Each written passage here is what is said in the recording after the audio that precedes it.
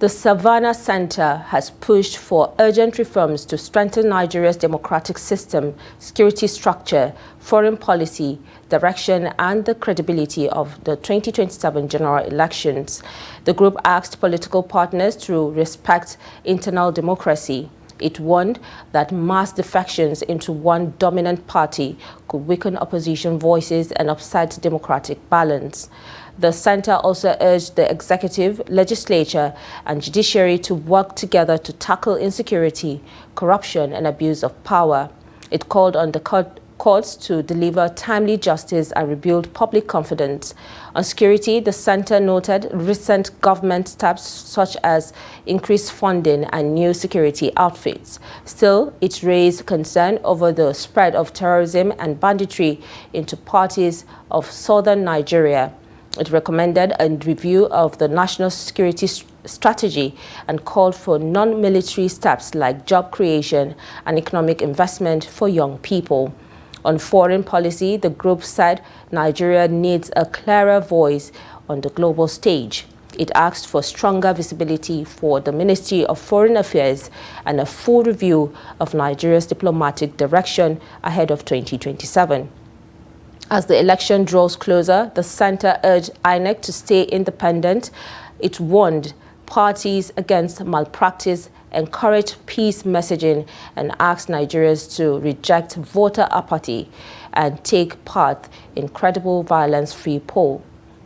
So, if you want democracy, the best is make sure that the political parties, which are the vehicles of selecting the leaders, there must be discipline. There must be discipline in that there must be internal democracy, respect for the wishes of the people. If the parties do not portray this, definitely you are going to end up having leaders that are not fit, that are not suitable and are not capable. The issue of national security is very germane because everybody knows the insecurity, the level of insecurity in this country is pervasive. It's throughout the country. It used to be some parts of the country, but now it has engulfed the whole country. And I think everybody has to put his hand and heart on deck. That's why we are calling on the National Security Advisor to look at the security architecture, what is left behind.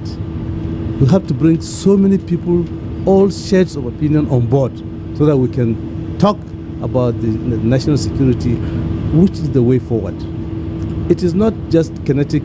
No, there are certain things that we should do, non-kinetic things that government can do to reduce the tension and also control the insecurity in the country. The basic concept behind collaboration and multilateralism in terms of joint military operation is fantastic. Nigeria has also done it.